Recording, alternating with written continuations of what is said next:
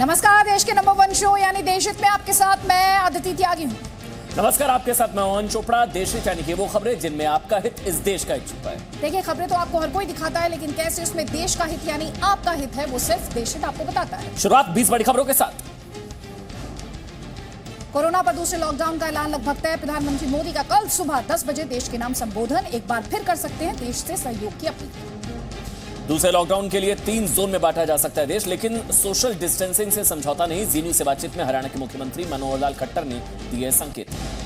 Arunachal lockdown बढ़ाने वाला देश का 7वां राज्य बना। तमिलनाडु ने भी 30 अप्रैल तक बढ़ाई पाबंदी। महाराष्ट्र सरकार का भी नोटिफिकेशन जारी। देश में कोरोना से अब तक 324 लोगों की मौत। बीते 24 घंटे में 51 लोगों ने दम तोड़ दिया। संक्रमितों की संख्या भी 9,352। अकेले मुंबई दिल्ली में कोरोना के मामले 2,500 के पार। महाराष्ट्र को 3 जोन में बांटा गया। उद्धव के मंत्री जितेंद्र आव्हाड ने होम क्वारंटाइन लिया। दिल्ली के मैक्स साकेत अस्पताल में एक डॉक्टर समेत 3 कोरोना पॉजिटिव। 39 कर्मचारी क्वारंटाइन किए गए। मुंबई के भाटिया अस्पताल के 25 कर्मचारी भी कोरोना पॉजिटिव। तमिलनाडु में कोरोना मरीजों की संख्या 1075 हुई। राजस्थान में भी मरीज बढ़कर 812। मध्य प्रदेश में भी संक्रमितों की संख्या 604। यूपी में कोरोना की अब तक 483 केस, 5 की मौत। गुजरात में 539 मरीज, अब तक 47 की मौत, 26 ठीक हुए। कोरोना पर एक राहत की खबर। 15 राज्यों के 25 जिलों में 14 दिनों से कोई नहीं आया है केस। देश में इलाज से अब तक 980 लोग ठीक हो चुके हैं। कोरोना जांच पर सुप्रीम कोर्ट ने बदला पुराना आदेश। निजी लैब में आयुष्मान योजना के दायरे में आने वाले का ही होगा फ्री टेस्ट। जो सक्षम है सिर्फ उन्हीं से ले सकेंगे 4,500 रुपए। कोरोना पर सोनिया गांधी की प्रधानमंत्री को चिट्ठी। खाद्य सुरक्षा के दायरे में आने वालों को 10 किलो राशन 3 महीने बढ़ाने की मांग की। साथ ही कहा जिनके पास राशन कार्ड नहीं उन्हें भी हो फायदा। जरूरी सामान के लिए ट्रकों गाड़ियों के आने जाने पर रोक नहीं। गृह मंत्रालय ने राज्यों को चिट्ठी लिखकर कहा काम में लगे गोदाम मजदूरों को भी आने जाने में परेशानी ना हो। मोदी सरकार के मंत्रियों ने मंत्रालय जाकर संभाला मोर्चा। निर्मला सीतारमण, प्रकाश जावड़ेकर, किरण रिजिजू, अर्जुन मुंडा ने दफ्तर से शुरू किया काम। कोरोना संकट पर यूपी सरकार का बड़ा फैसला। कक्षा 6 से 9वीं और 11वीं के छात्र अगली क्लास में प्रमोट होंगे। जनरल प्रमोशन देने का फैसला। दिल्ली में 24 घंटे में दूसरी बार भूकंप के झटके। आज भूकंप की तीव्रता कल से भी कम 2.7 ना की गई है। दिल्ली का गुरु तेग बहादुर नगर रहा भूकंप का एपिसेंटर।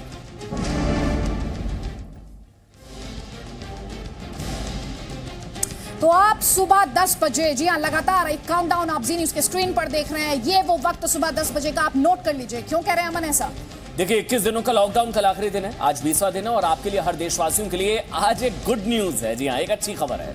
जी हाँ, भारत ने यानी हमने अपने कोरोना टेस्ट जीत लिया है। आज देशहित में हम आपको लॉकडाउन की कामयाबी की संपूर्ण कहानी दिखाने वाले हैं। लेकिन उससे पहले आप ये 4 महत्वपूर्ण बातें एक बार जल्दी से नोट कर लीजिए, क्योंकि अब से ठीक 14 घंटे बाद प्रधानमंत्री नरेंद्र मोदी देश को संबोधित करने जा रहे हैं।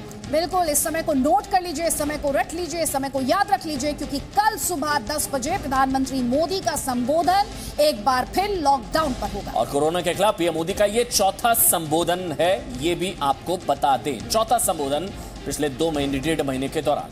आप ये नोट कर सकते हैं। 14 घंटे बाद सुबह 10 बजे प्रधानमंत्री नरेंद्र मोदी का देश के नाम संबोधन, सुबह 10 बजे। और अमन, अब हमारे दर्शक ये सोच रहे होंगे, सबसे बड़ा सवाल यही होगा कि प्रधानमंत्री मोदी लॉकडाउन पर कल सुबह 10 बजे आएंगे तो क्या बोलेंगे? पीएम के लॉकडाउन संदेश की बड़ी बातें क्या हो सकती हैं? सब कुछ आपको दिखाएंगे। ये हम आपको बताएंगे कि कैसे भारत ने कोरोना टेस्ट जीत लिया। लेकिन इस वक्त आपकी स्क्रीन पर जो आप वो विंडो आप देख रहे हैं कि ये चौथा संबोधन प्रधानमंत्री नरेंद्र मोदी का 19 अप्रैल को था, 24 तारीख को था, फिर 3 अप्रैल को था और अब 14 अप्रैल। कल क्या बोलेंगे प्रधानमंत्री, सबके जहन में सवाल। बिल्कुल, 3 बार राष्ट्र को संबोधित कर चुके हैं। अब तैयारी चौथी बार देश के नाम संदेश। बार 19 मार्च को जनता कर्फ्यू, आपको याद होगा, जनता कर्फ्यू का आह्वान किया था। दूसरा संबोधन में प्रधानमंत्री ने 21 दिनों के लॉकडाउन का ऐलान किया था। 3 अप्रैल को तीसरे संबोधन में, याद होगा, रात 9 बजे 9 मिनट प्रकाश पर बनाने की अपील की थी। और अब यानी कि कल 14 अप्रैल को प्रधानमंत्री नरेंद्र मोदी अपने संबोधन में क्या कहने जाएंगे? लॉकडाउन 2.0 क्या होगा? 14 अप्रैल, अब से 14 घंटे बाद सुबह 10 बजे का वक्त नोट कर लीजिए।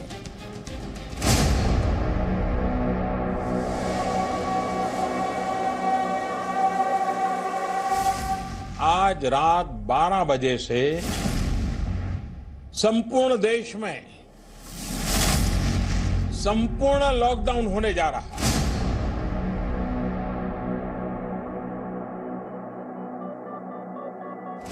आपको याद रखना है, जान है तो जहान है। जान, जहान और कोरोना को कैसे हराएगा हिंदुस्तान? इस सवाल का जवाब सिर्फ 14 घंटे बाद पूरी दुनिया को मिल जाएगा। कोरोना को हराने वाला वो प्लान होगा जिसके बारे में प्रधानमंत्री नरेंद्र मोदी सुबह 10 बजे कल आपको बताएंगे। इस प्लान में जान भी है और जहान भी। इस प्लान में 135 करोड़ भारतीयों का विजय संकल्प भी है। पूरी तरह संयम बरतते हुए विजय का संकल्प करके हम सब इन बंधनों को स्वीकार करें। अब सवाल यह है कि लॉकडाउन के दूसरे चरण में आपके घर के बाहर कितने दिनों की लक्ष्मण रेखा खींचने जा रही है? कोरोना से तभी बचा जा सकता है जब घर की लक्ष्मण रेखा न लांघी जाए। ये जीवन की लक्ष्मण रेखा है और इस 21 दिनों की लक्ष्मण रेखा की बदौलत ही दुनिया की दूसरी सबसे बड़ी आबादी वाले देश ने लाखों जिंदगियां बचाई। मानव जाति को महामारी से बचाने की जंग में भारत ने विश्व को नई राह दिखाई। लेकिन आपकी जान बचाने के लिए इस लक्ष्मण रेखा की समय सीमा का बढ़ना जरूरी है। अगर ये 21 दिन नहीं संभले तो देश और आपका परिवार 21 साल पीछे चला जाएगा। इसलिए आज हम आपको बताएंगे कैसे नाकाम होगी वायरस की हर चाल और क्यों हिंदुस्तान में नहीं गलेगी कोरोना की दाल। जी हां, जान जहान और कामयाब होगा हिंदुस्तान। सुबह 10 बजे का वक्त नोट कर लीजिए और जी न्यूज बड़ी कवरेज सुबह से आपके लिए लेकर आएगा। बड़ा सवाल यही है, प्रधानमंत्री कहेंगे क्या? किसानों के लिए, कारोबारियों के लिए क्या ऐलान होगा? देखिए, सबके जहन में, आपके जहन में, आदित्य, मेरे जहन में, जो इस वक्त दर्शक देश देख रहे हैं, सबके जहन में एक सवाल है। हम आपको एक सवाल का जवाब आज देश में आगे देने जा रहे हैं। बिल्कुल, डॉक्टर से लेकर किसानों तक देश के हर वर्ग की राय आपके लिए जानना समझना बहुत ज्यादा जरूरी है और उस पर प्रधानमंत्री क्या बोल सकते हैं ये भी आप समझिए। की तरफ से सोचें, ट्रैवलर की तरफ से सोचें, तो जो लोग अपने होम टाउन से बाहर फंसे हुए हैं वो जरूर चाहेंगे, स्पेशली उन जिलों में जहां पर नंबर ऑफ केसेस कम है या शून्य के बराबर हैं, वो चाहेंगे कि एक रिलैक्सेशन आए ट्रैवल में। अभी गेहूं कटने का समय है, खेती से संबंधित कुछ छूट देनी चाहिए ताकि देश के अन्नदाता को परेशानी न हो। साथ ही जिस जिस जिले में कोरोना का प्रकोप कम हो वहां अन्य व्यवसाय में भी कुछ शर्तों के साथ छूट मिलनी चाहिए। सब्जी के लिए जो बीज चाहिए वो बीज नहीं मिल पा रही है दुकान बंद होने के कारण। इसलिए हम चाहते हैं देश के प्रधानमंत्री माननीय नरेंद्र मोदी जी से कि वे वो दुकान भी खुलवाएं एक समय सीमा के अंदर, ताकि हम लोग की परेशानी नहीं हो। जिस तरह से आज तक प्रधानमंत्री ने लॉकडाउन करके देश को बचाया, कल भी प्रधानमंत्री कोई इंस्पिरेशनल बात कही जिसपे देश एकजुट होकर उसको फॉलो करे और हम इस महामारी को हरा सके। पैगाम जो कुछ भी होगा प्रधानमंत्री जी का, उन पे तो लोग अमलावारी करेंगे। उन्होंने दिया की भाषण दिया किया, उन्होंने वो तालिका दिया है, तो सब लोग तो उस पे तो जुट गए थे, सब लोगों ने साथ दिया, कोऑपरेट किया है। उन्होंने बहुत सारा फंड एलोकेट किया है, पर जो वो फंड कैसे डिस्ट्रीब्यूट हो रहा है, लोगों को सही से वो मिल पा रहा है या नहीं मिल पा रहा है, उस बारे में सोचना चाहिए।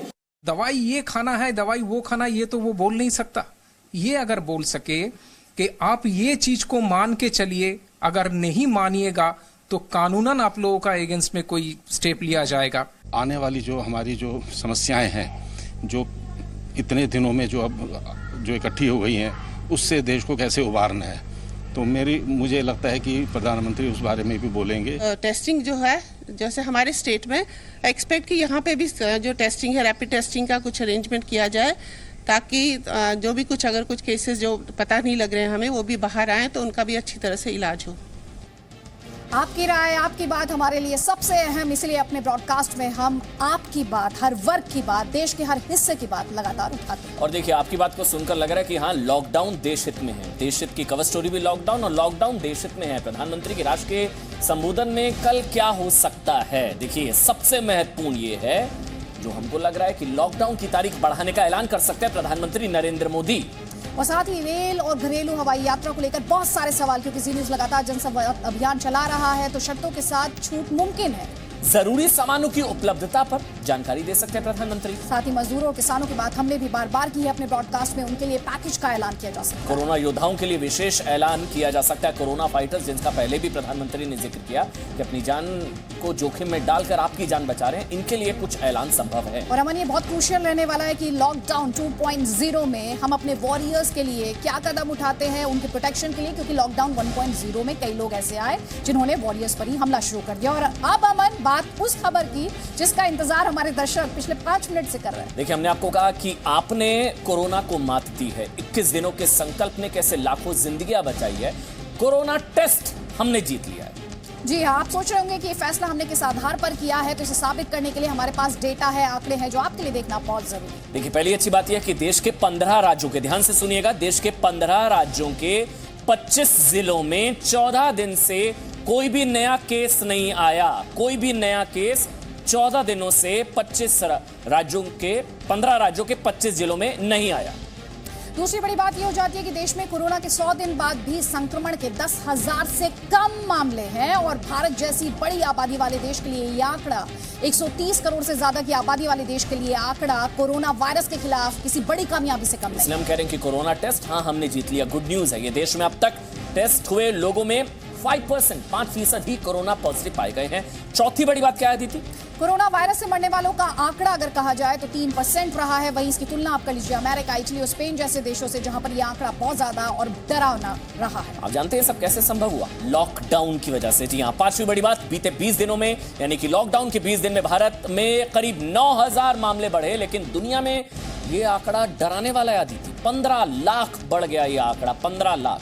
और साथ ही आपको ये भी याद दिला देते हैं, जो छठी बड़ी बात है, कि बीते 20 दिनों की अगर हम बात करें तो दुनिया में करीब 1 लाख लोगों की, सही सुन रहे, 1 लाख लोगों की जान गई। वहीं अगर भारत में बात की जाए तो इन 20 दिनों के दौरान 300 से ज्यादा लोगों की मौत हुई है, लेकिन दुनिया के मुकाबले ये आंकड़ा कम है, तकलीफ देने वाला जरूर है। हालांकि एक भी मौत तकलीफ दे है, नहीं होनी चाहिए, लेकिन अगर आप तुलना करते हैं विकासशील और विकसित देशों की, तो भारत बहुत बेहतर स्थिति में है और कोरोना को आपके संकल्प की वजह से, लॉकडाउन की वजह से मात दी जा रही है। देखिए, अब जरूरत है आखिरी प्रहार की, जिससे कि इस महामारी को पूरे तरीके से बड़ी शिकस्त दी जा सके। लेकिन आपको यहाँ पर यह भी समझना है कि किस तरह सिर्फ भारत के 5 कदमों से भारत ने कोरोना को खत्म करने की तरफ बड़े कदम उठाए। ये क्या है 5 कदम, आपको बता देते हैं। अब ये भी जान लीजिए, क्योंकि ये आपके बहुत काम आने वाले हैं और आपको इन 5 कदम के साथ कदम से कदम मिलाना होगा। 5 कदम आपके सामने। देखिए, देश में लॉकडाउन बढ़ाना होगा, हॉटस्पॉट्स बहुत क्रूशियल है, उन्हें सील करना, वो करना होगा। और 3 T's की बात की जा रही है, T3, ट्रैकिंग, टेस्टिंग और ट्रीटमेंट, इनकी गति बढ़ानी होगी। इसके अलावा सोशल डिस्टेंसिंग, सामाजिक दूरी के नियम को अपनाना होगा। कोरोना अस्पतालों की संख्या बढ़ानी होगी, अपनी क्षमता, स्वास्थ्य क्षमता को भी बढ़ाना होगा। और चलिए, हम लगातार गुड न्यूज की बात आपसे कर रहे हैं, तो अब आपको भारत में कोरोना को हराने का जश्न मनाने वाली तस्वीरें दिखना भी बहुत जरूरी है।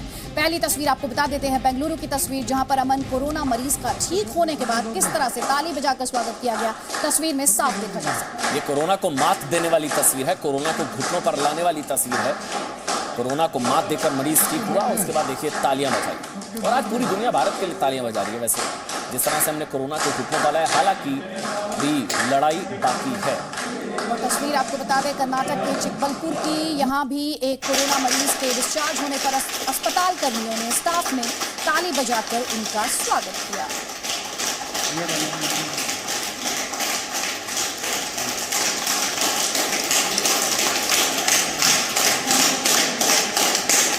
ऐसी तस्वीरें अमन हमने बार-बार देखी हैं, चाहे वो पेशेंट्स के ठीक होना हो, कोरोना को डायरेक्ट मात देना हो, या फिर भारत की फ्रंट लाइन के स्वागत के लिए, उसे आभार जताने के लिए पुष्प वर्षा करना हो, उनके लिए तालियां बजाना हो, उनके लिए प्रकाश उत्सव मनाना हो।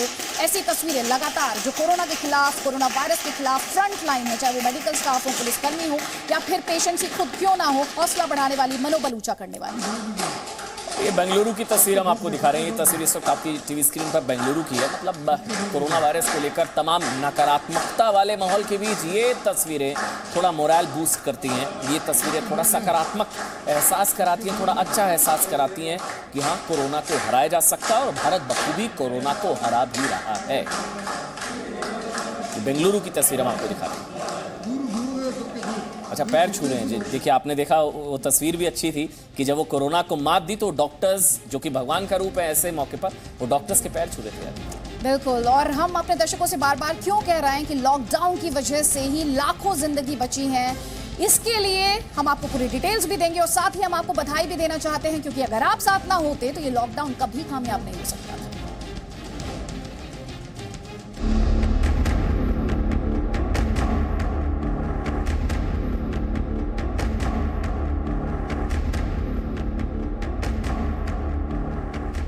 कोरोना के खिलाफ भारत की तैयारियों की तारीफ अगर पूरी दुनिया में हो रही है तो इसकी एक नहीं कई वजहें हैं। ICMR के अनुमान के मुताबिक हिंदुस्तान में 21 दिनों का लॉकडाउन नहीं होता तो कोरोना के मरीजों की संख्या 8 लाख को पार कर चुकी होती। लेकिन अब भी भारत में कोरोना मरीजों की संख्या 10,000 से नीचे है। ये किसी उपलब्धि से कम नहीं है, खासकर तब जब आप कोरोना वायरस के आगे घुटने टेकते इटली, स्पेन, ब्रिटेन और अमेरिका जैसे देशों को देखेंगे। हम कोई एक्शन ना लेते हो तो शायद जिस तरह से केसेस बढ़ रहे थे तो 41% की ग्रोथ रेट से, क्यूमुलेटिव ग्रोथ रेट से अगर केसेस बढ़ते तो हम आज की तारीख में शायद 15 अप्रैल तक हमारे पास 8.2 लाख केसेस रिपोर्ट होते। लेकिन अगर देश में लॉकडाउन नहीं होता तो हमारी हालत भी न्यूयॉर्क जैसी होती। पूरे देश में कोरोना महामारी फैल चुकी होती। इसलिए पीएम मोदी बार बार हर भारतीय को अपनी जिम्मेदारी का एहसास दिलाते रहे। अगर ऐसी लापरवाही जारी रही तो भारत को इसकी बहुत बड़ी कीमत चुकानी पड़ सकती है। सरकार की सक्रियता, कोरोना सेनानियों की हिम्मत और आपके सहयोग से आज देश कोरोना को पूरी तरह से हराने के बेहद करीब आ चुका है। तो आपने देखा किस तरह से लॉकडाउन की वजह से लाखों जिंदगियां बची है और ये लॉकडाउन 2.0 किस तरह से होगा, ये सबसे बड़ा सवाल। अब आपको बताते हैं लॉकडाउन 2.0 में यानी कि किसे छूट संभव है और किसे नहीं। जिन्हें छूट मिल सकती है उन पर हमने राइट टिक लगाया, वो आपको दिखाते हैं ग्राफिक्स के। जी हाँ, और जिन्हें छूट मिलने की संभावना नहीं है उन पर हमने रॉन्ग का यानी क्रॉस का निशान लगा दिया है। तो सरकारी ऑफिसेज खुल सकते हैं, होटल और साथ ही रेस्टोरेंट्स, मॉल बंद रहेंगे, निजी कंपनियां खुल सकती हैं।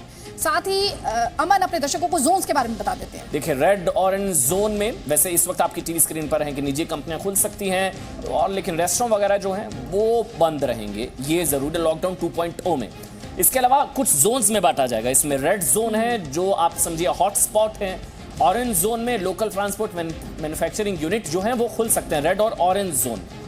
बिल्कुल, तो मैन्युफैक्चरिंग यूनिट्स खुल सकते हैं, विदेशी उड़ानों पर रोक जारी रह सकती है। इसके अलावा जल्दी से एक्सपोर्ट हाउसेस खोलने का फैसला लिया जा सकता है, जबकि पार्क, स्टेडियम, पर्यटन स्थल जहां पर भी लोगों के इकट्ठा होने की संभावनाएं रहती हैं बंद। इसके अलावा SEZ यानी स्पेशल इकोनॉमिक जोन्स खुल सकते हैं। राजनीतिक, धार्मिक कार्यक्रम आयोजन बिल्कुल बंद रहेंगे। फल सब्जी विक्रेताओं को इजाजत संभव है, जबकि सिनेमा हॉल बंद रहेंगे। इसके अलावा इलेक्ट्रीशियन, मैकेनिक, इन सभी की सेवाएं खुल सकती हैं। स्कूल, कॉलेजेस, शिक्षा संस्था बंद रहेंगी क्योंकि एक बार फिर से वहां पर लोग इकट्ठा हो जाते हैं, भारी संख्या में स्टूडेंट्स रहते हैं। शराब की दुकानें खुल सकती हैं। इसके अलावा जो खेल से जुड़े, जी हाँ, स्पोर्ट्स से जुड़े जो आयोजन है, इवेंट्स हैं, वो ऑर्गेनाइज नहीं किए जाएंगे, उनका आयोजन नहीं होगा।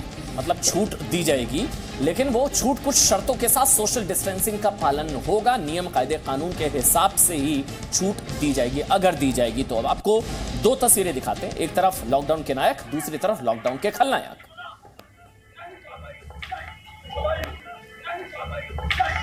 देखिए, जो खलनायक हैं जिनके बारे में भी बात करना बहुत ज्यादा जरूरी हो जाता है। कल आपको याद होगा पटियाला से तस्वीर आई थी, आज फरीदकोट से तस्वीरें आई। आज जिस तरह से पुलिसकर्मियों पर थूकने की कोशिश की गई 2 आरोपियों द्वारा, उसके अलावा कल जिस तरह SI का हाथ काटा गया, ये अपने आप में चिंता बढ़ाने वाली तस्वीरें जो पंजाब से लेकर राजस्थान कई जगहों से आई हैं। और यहाँ पर लोगों को समझने की ज़रूरत है कि ये देश के हीरो हैं और इन्हें सम्मान देना चाहिए। इन खलनायकों पर एक्शन कब होगा, यही तो बड़ा सवाल है। ऐसे जमातियों के देश भर में फैलने से सबसे बड़ी चिंता यही थी कि इनमें से कोरोना पॉजिटिव केस कहीं बाकियों में भी इस वायरस को ना फैला दे।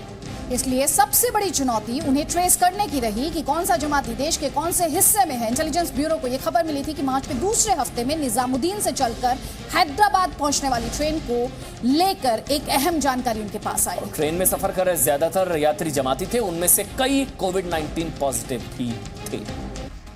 जमातियों का पता लगाने के लिए इंटेलिजेंस ब्यूरो के मल्टी एजेंसी सेंटर यानी मैक की मदद ली गई, जिसने बखूबी अपने काम को अंजाम दिया। मोबाइल टावरों की मदद से 14 मार्च से लेकर 22 मार्च तक का बड़े पैमाने पर डेटा स्टोर किया गया। 30 मार्च तक संबंधित जिलों के पुलिस अधिकारियों को हजारों नाम, मोबाइल नंबर और पते वाली सूचियां भेजी गई थी। 14 मार्च से 22 मार्च तक के बीच के सभी मोबाइल डेटा को निजामुद्दीन एरिया में मौजूद सभी मोबाइल टावर से इकट्ठा किया गया। इसका मकसद था तबलीगी जमात से जुड़े सभी लोगों की पहचान करना। अलग अलग तारीखों पर करीब 4000 जमाती एक मरकज में इकट्ठा हुए थे। ये प्लान बड़ी तेजी से बनाया गया और उतनी ही तेजी से इस प्लान को अंजाम दिया गया। 23 मार्च तक 1500 जमातियों ने मरकज छोड़ दिया था, लेकिन उनमें से 1000 लोग इस घनी आबादी वाले निजामुद्दीन इलाके में बनी जमात की 6 मंजिला इमारत में रुके हुए थे। कोरोना को हम पहले ही हरा चुके थे, लेकिन जब से जमातियों के केसेस सामने आए बड़ी संख्या में बढ़ोतरी हुई और सबसे बड़ा दुखद पहलू यह था कि इन्होंने अपनी आइडेंटिटी को छुपाया। वहां से निकल करके विभिन्न गांवों में, विभिन्न शहरों में जाकर के चुपचाप रहे। सोचिए, अगर अलग अलग राज्यों की पुलिस को इस बात की खबर नहीं होती कि जमाती कहां कहां पहुंचे हैं, तो कोरोना के मामलों की संख्या बहुत बड़ी हो सकती थी। दिल्ली से मनीष शुक्ला और राजू राज के साथ ब्यूरो रिपोर्ट, जी मीडिया। देखिए, जमातियों की जिहादी साजिश इसको कह सकते हैं, लेकिन आप जानते हैं आतंकी साजिश भी, कोरोना आतंक की भी साजिश है। हाफिज सईद और मसूद अजहर कैसे कोरोना आतंक की साजिश भारत के खिलाफ रच रहे हैं, जब से थोड़ी देर में 8:25 पे आपको दिखाएंगे। और चलिए अब आपको तस्वीर हम जल्दी से दिखा देते हैं। इंडोनेशिया से ये तस्वीर आई है, जहां पर वॉलंटियर्स भूत की तरह, उसने गेटअप है उसका, और लोगों को कोरोना के प्रति जागरूक करने की यहां पर इन तस्वीरों में कोशिश की जा रही है। देखिए, कोरोना के खिलाफ जागरूकता भी अपने आप में एक बड़ा हथियार है और तरह तरह के आपने देखा है लोगों ने तरीके अख्तियार किए हैं लोगों में जागरूकता क्रिएट करने के, जागरूकता फैलाने के। तो देखिए, भूत का गेटअप इन तस्वीरों में, इंडोनेशिया की तस्वीर। ये बताने का तरीका है कि डरिए, आप डरिए, ये भूत भी जान लेता है अभी और कोरोना भी आपकी जान लेगा, तो आप डरिए। ये समझाने के अलग अलग तरीके हैं, क्योंकि कौन सी भाषा में कुछ लोग हमारे यहाँ भी समझेंगे, संभवतः ये वाली भाषा में समझें। तो जागरूकता फैलाने की कोशिश। थोड़ी देर पहले पटियाला का जिक्र कर रही थी मैं, अमन। तो कोरोना से जंग के दौरान पटियाला में लॉकडाउन का पास मांगने पर कैसे एसआई का हाथ काट दिया गया था। राहत की बात, सुकून की बात यह कि डॉक्टरों की कोशिश के बाद हरजीत का हाथ जोड़ दिया गया है। सर्जरी उनकी कामयाब रही है और हालत स्थिर है। आपको बता दें, डॉक्टर्स की टीम ने शाम 5:05 पर ऑपरेशन पूरा किया। ऑपरेशन पूरी तरह से सक्सेसफुल रहा। तस्वीर आपकी टीवी स्क्रीन पर, और हाथ बिल्कुल सही तरीके से, ये बहुत अच्छी खबर है, हाथ ड्यूटी पर थे वो और उनका हाथ काट दिया गया था। अब उनका हाथ बिल्कुल ठीक हो चुका है।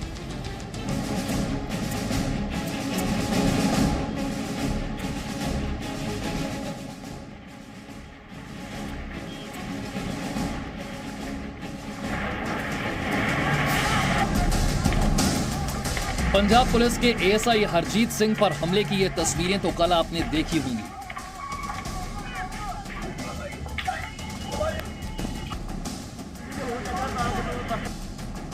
उन्नीस में पुलिस फोर्स ज्वाइन करने वाले हरजीत सिंह के लिए पूरा देश दुआएं कर रहा था।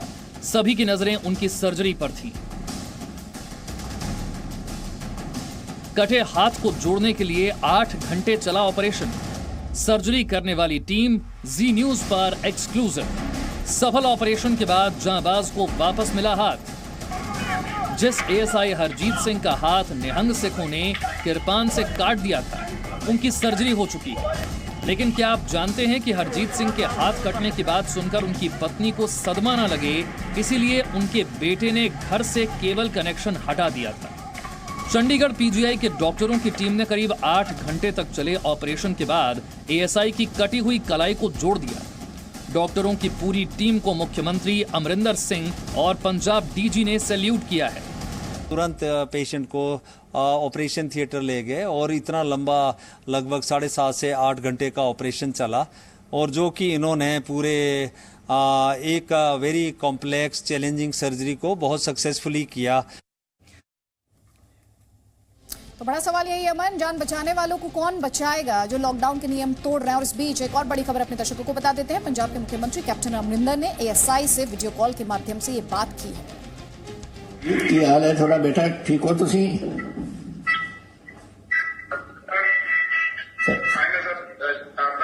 ਤੁਸੀਂ ਬੜੇ ਬਹਾਦਰ ਨਿਕਲੇ, ਬਹੁਤ ਬਹਾਦਰ, ਬਹੁਤ ਸਾਨੂੰ ਬੜਾ ਫਖਰ ਹੈ ਤੁਹਾਡੇ ਤੇ। ਤੇ ਦਰਦ ਤਾਂ ਨਹੀਂ ਜ਼ਿਆਦਾ ਹੋ ਰਹੀ? तकलीफ तो होंगी है हाँ, पर दवाई दो इतने देंगे होने।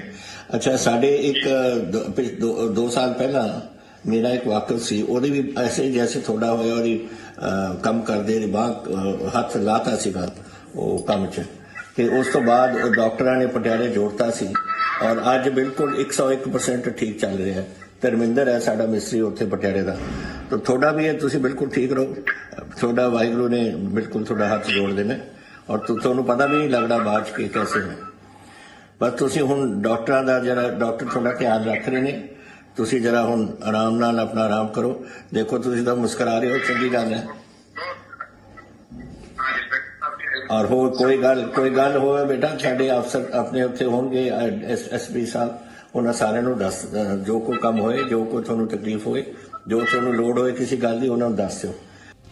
आपको ये भी बता देते हैं कि पाकिस्तान में आतंकी संगठन कोरोना संकट काल में आतंकियों की भर्ती में तो लगे ही हैं, तो वहीं आतंकियों के अड्डों तक भी कोरोना वायरस पहुंच चुका है। जी हाँ, जी न्यूज़ को एक ऑडियो मिला है जिसमें आतंकी फोन पर अपने पिता को बता रहा है कि आतंकवादियों के ट्रेनिंग कैंप तक कोरोना पहुंच चुका है, लेकिन उन्हें मरने के लिए अब छोड़ दिया गया है।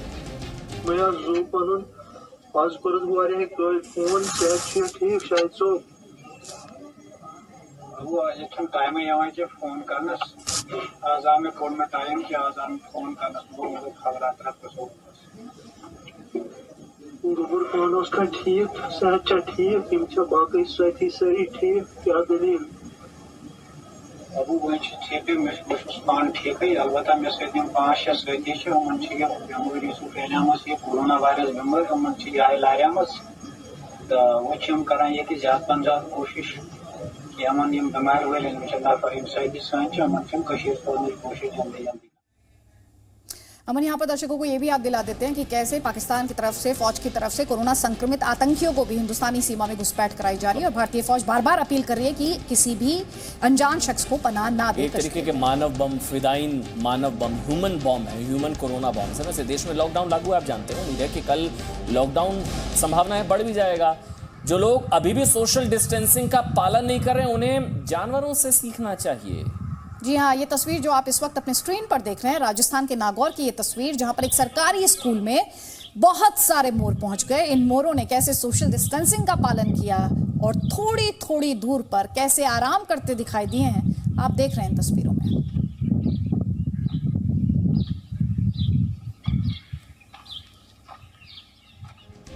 आगे बढ़ते हैं, पूरी दुनिया कोरोना संकट से जूझ रही है, खुद पाकिस्तान भी कोरोना वायरस के कहर से परेशान है। बावजूद इसके बॉर्डर पर पाकिस्तान नापाक हरकतों से बाज नहीं आ रहा। आतंकियों की घुसपैठ कराने के लिए पाकिस्तान पिछले 1 हफ्ते से सीमा पार से फायरिंग कर रहा है, सीज़फायर वायलेशन हो रहा है। पाकिस्तान की फायरिंग को भारत उसी की भाषा में जवाब देता है।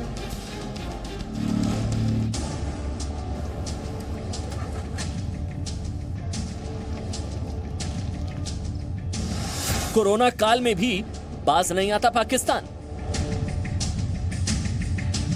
पिछले करीब 1 हफ्ते से पाकिस्तान सीमा पार से जबरदस्त फायरिंग कर रहा है। पाकिस्तान सरहद पर भारतीय चौकियों को निशाना बनाने के साथ साथ रिहायशी इलाकों में गोले भी बरसा रहा है। कुपवाड़ा जिले में रविवार को पाकिस्तान ने आम लोगों को निशाना बनाया था, जिसमें 3 नागरिकों की जान चली गई थी। पाकिस्तान की नापाक हरकतों के निशान हर तरफ दिख रहे हैं। हालात यह है कि जम्मू के बॉर्डर इलाके में रहने वालों के लिए डबल खतरा हो गया है।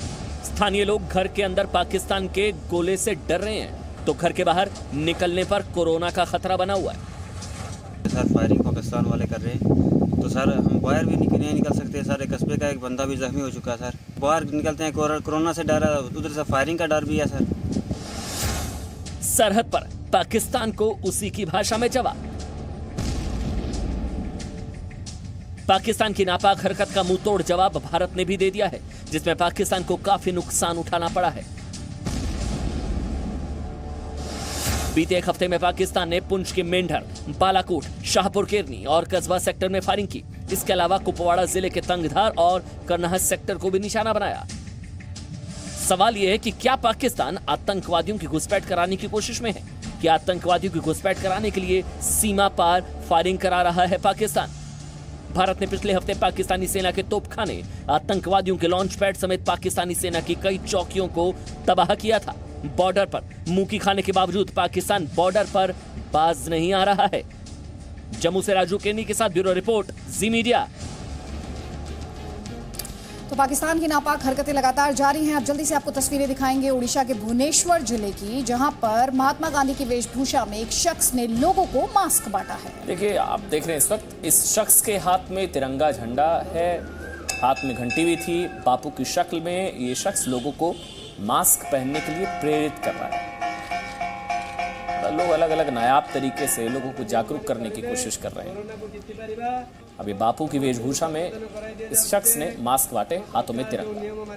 तो बार बार यही बात सामने आ रही है कि चीन आंकड़ों को लेकर सच छिपा रहा है। अब आगे बढ़ेंगे और दुनिया के 5 बड़े देशों में कोरोना संक्रमण के कितने मामले हैं वो आंकड़ा आपके सामने रखते हैं। सबसे पहले बात अमेरिका की करेंगे, जहां पर केसेस 5 लाख से कहीं ज्यादा है। मरने वालों का आंकड़ा 22,000 से ऊपर है। स्पेन की अगर बात करें तो 1,69,000 संक्रमित है, लगभग 2.25 लाख। मौतें हुई हैं 17,489। इटली में अगर संक्रमित लोगों की संख्या की बात की जाए तो 1,56,000। वहीं मरने वालों का आंकड़ा 20,000 की तरफ बढ़ता हुआ। अभी बात की जाए तो 19,899 मौत हो चुकी है। 1,33,000 संक्रमित फ्रांस में और 14,412 मौतें फ्रांस में। वहीं ब्रिटेन की बात करें तो संक्रमित लोगों की संख्या करीब 85,000 है और मरने वालों का आंकड़ा 10,000 पार कर चुका है, 10,629 पर आ चुका है। और एक बड़ी खबर आपको बता दें, ब्रेकिंग न्यूज, देशित ब्रेकिंग ये है। कोरोना संक्रमण पर स्वास्थ्य मंत्रालय की राज्यों को एडवाइजरी है। उसमें लिखा गया कि पान, गुटखा, थूकने और धूम्रपान से भी कोरोना के संक्रमण का खतरा है। जी हां, सार्वजनिक जगहों पर थूकने और धूम्रपान करने पर रोक लगाने के लिए कहा गया है। साथ ही स्वास्थ्य मंत्रालय ने 10 अप्रैल को लिखी अपनी सभी राज्यों को चिट्ठी में धूम्रपान और थूकने से संक्रमण पर जागरूकता अभियान चलाने की भी सलाह दी है। ये एडवाइजरी जारी की गई है केंद्रीय स्वास्थ्य मंत्रालय की तरफ से। अगली खबर कोटा शहर से, जहां वल्लभबाड़ी इलाके में कुछ महिलाओं कॉलोनियों में घूमते गाड़ियों पर थूकते हुए इन महिलाओं का वीडियो वायरल हो रहा है। सीसीटीवी फुटेज पॉलिथीन बैग में थूककर उसके टुकड़े घरों में फेंकने की करतूत की तरफ इशारा कर रही है। सवाल यह है कि ये महिलाएं कौन हैं जो कोरोना फैलाने की कोशिश कर रही है? कौन है?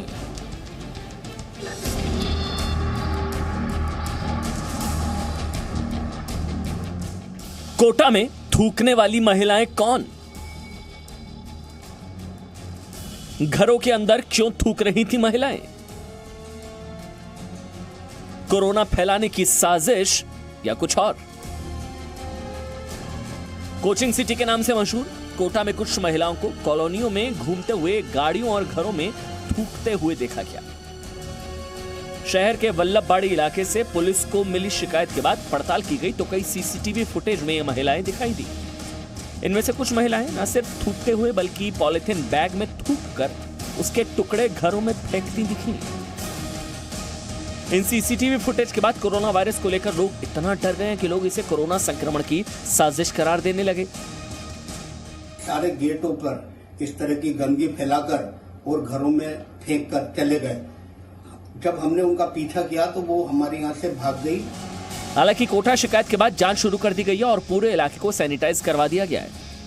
इस तरह की घटना कई बार काफ़ी सेंसिटिव हो जाती है और लोगों में डर का माहौल होता है, इसलिए तुरंत ही एक्ट करते हुए SHO तुरंत मौके पर गए, घटना का पता किया, उस एरिया को सैनिटाइज किया, वहाँ के लोगों को विश्वास दिलाया कि जो भी लोग ऐसी हरकतें कर रहे हैं या जो भी कारण है उसको हम जल्द से जल्द खुलासा करेंगे, किसी को डरने की जरूरत नहीं है। कोटा शहर में कोरोना वायरस से संक्रमण के 2 प्रमुख हॉटस्पॉट बने हुए हैं। इनमें भीमगंज मंडी और मकबरा थाना इलाकों में वायरस का संक्रमण सबसे ज्यादा है। अब तक यहां 40 कोरोना पॉजिटिव मरीज मिल चुके हैं।